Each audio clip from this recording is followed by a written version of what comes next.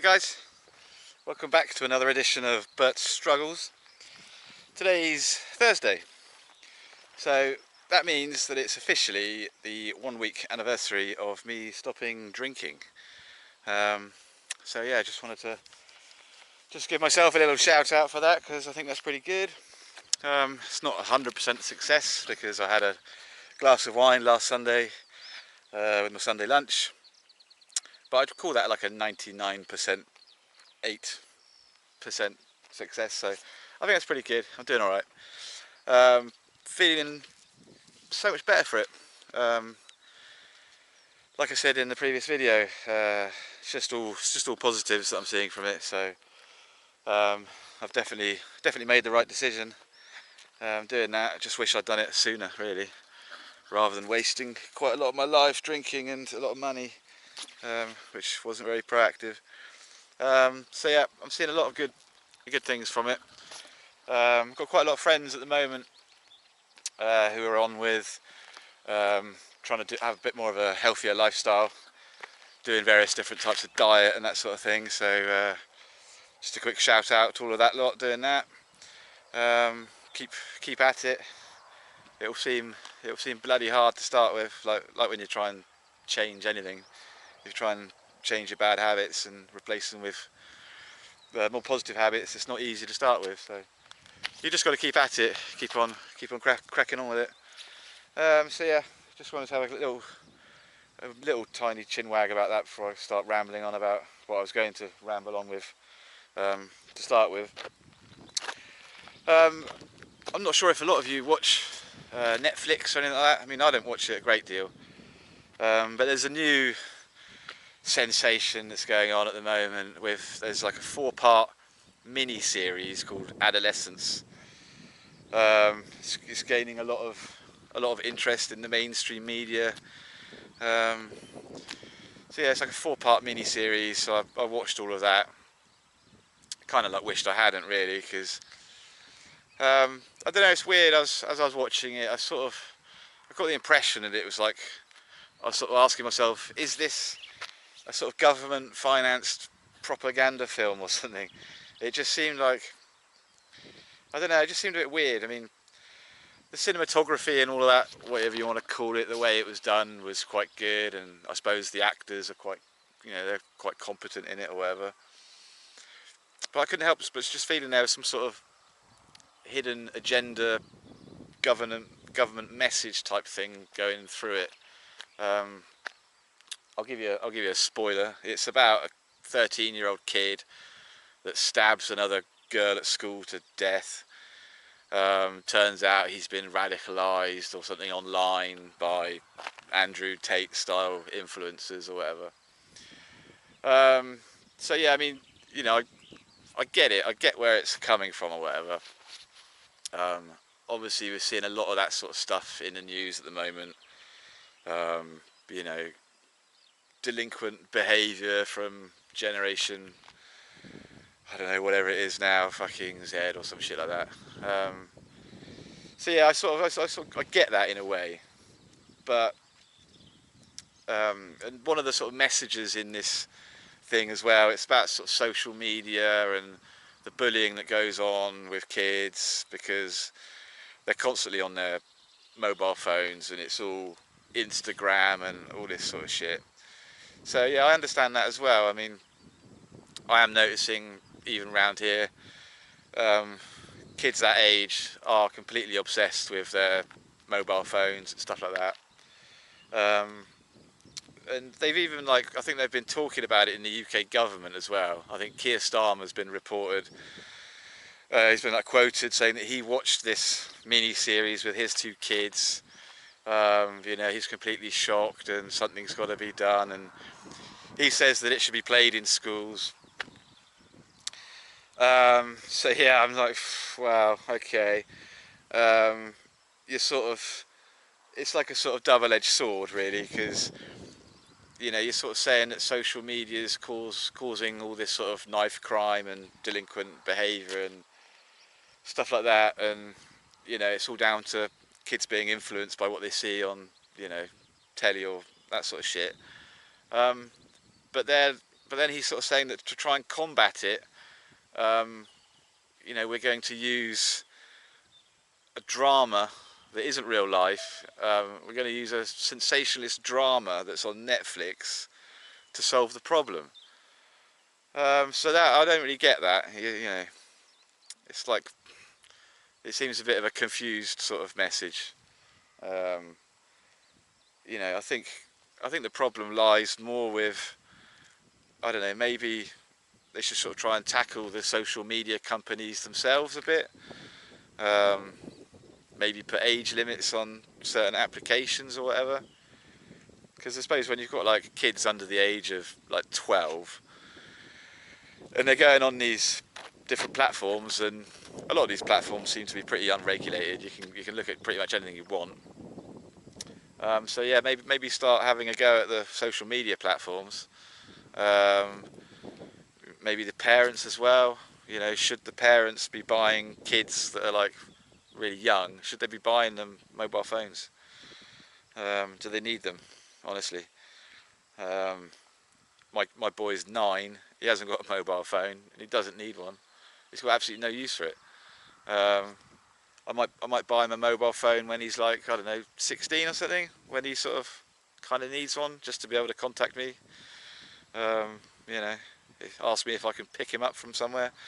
But apart from that, you know, young kids, well, from my point of view, they've pretty much never really out of my sight, so I don't need to be in contact with them via Instagram or Snapchat or something. Do you know what I mean? I can normally just shout, and they're not that far away. So yeah, it seems like a bit of a strange sort of agenda that the government's got at the moment with that. If they're going to be talking about it in Parliament or whatever, they're obviously going to try and pass some sort of new laws or something regarding it. So what type of freedoms are they going to start taking away from people? Because it won't just affect young people. It will just be a mass blanket sort of laws that they'll try and put in place. Freedom of speech, that sort of thing. I think there's another story in the news about someone getting woken up at 2:30 in the morning by some automaton Playmobil style policeman knocking on her door, asking her to take the post down that she's put on Facebook. And you're thinking, bloody hell, have the police got that little to do in the UK, where they've got to send people round to someone's house at 2 in the morning? Could just send them round at like 8 or 9 in the morning, couldn't you? Apart from intimidating someone, I don't really see what the need for that was. So yeah, freedom of speech. It's going to take a massive hit if it hasn't done already. Resulting in the thought police coming round, telling you what you can and can't say, and post on the famous social media. So yeah, I try not to watch I don't watch the actual news programs or anything, but just when I turn on my computer in the morning, I get the MSN homepage or whatever, and you just see all this crap, and you end up clicking on it. So it's my own fault. I need to change my homepage, I think, and put something completely different on there. So yeah, I just wanted to have a quick chin wag about that today. I'll try and sort of finish this one on a slightly more upbeat note. Just going back to the no drinking thing and trying to be a bit healthier. Give it a go. If you're depressed or going through any sort of hardship in your life and you're struggling with addictions or things like that, definitely consider trying to change your way of life. Try and get a bit healthier. Now the weather's, I think spring's finally here, so a lot more activities can be done outside, which is brilliant for your mental health. You can take the dogs for a walk, and they're happy. I'm happy. Yeah, it's all positive. Also, just starting a small channel on YouTube. I've noticed there's a massive benefit to my mental health. I don't think it would be. I was just sort of hoping it would be just a bit of a creative outlet, just for me to just rant and just talk about what pisses me off a bit sometimes, you know.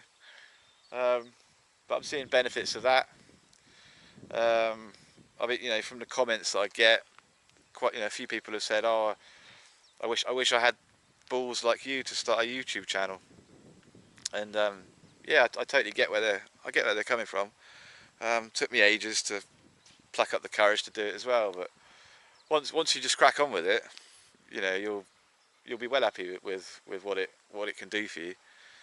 Um, you know, it brings out your creative side, brings out your self-confidence, um, gets you out of the house a bit more, because you know you want to try and make videos in sort of nice, fairly nice surroundings, which I try and do.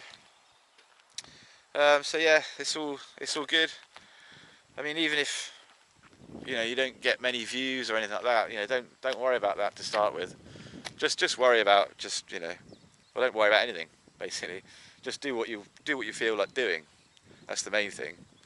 There's no right or wrong to it. There's no rules of what you should and shouldn't do. I mean, obviously there are a lot of videos saying do this, do that, but I wouldn't pay much attention to them. Um, so yeah, I mean, even if your channel doesn't blow up in a day or whatever, but you know, don't expect it to. I think that happens very, very rarely. But I've been doing this for about a month now, pretty much bang on a month, and you know, it started off slowly, probably because I didn't really know what I was doing. Um, YouTube doesn't know you anyway, so when you start off putting your videos out, YouTube hasn't got a clue who to send them to or who to show them to. But you've just got to try and keep it sort of as consistent as you can. Post videos regularly. That'd be the best advice I can give. I'm no expert, like I said before, but now after a month, you know, I'm starting to see the curve going up on certain things. The impressions rate is going up, getting more views, getting more subscribers, getting more comments. So yeah, I'm happy with the way it's going. I'll keep at it. Looking forward to going to Clownland, going back to the UK end of next week. So I'm looking forward to shooting some videos there. I'll try and get some interactions with people around the little town where I'm going. So yeah, I'm getting quite excited about that. It's been ages since I've been back. Interesting to see how it's changed compared to here. It's like where I live here, it's like a bit like the land that time forgot sort of thing. So it'd be good to go and see what modern civilization looks like. So I'm going to let you crack on. I'm going to go home, have some lunch, do a bit of gardening. Now that the weather's come good, I can be outside pretty much the whole day, which is a lot better. Got quite a lot of work to do in my garden, getting the veg patch sorted out. I try and grow some French beans, plant some other things as well. So yeah, keep on doing what you're doing. Stay as healthy as you can. Eat good food. Try not to drink too much. And I'll catch you in the next video. Okay, take care. Bye bye.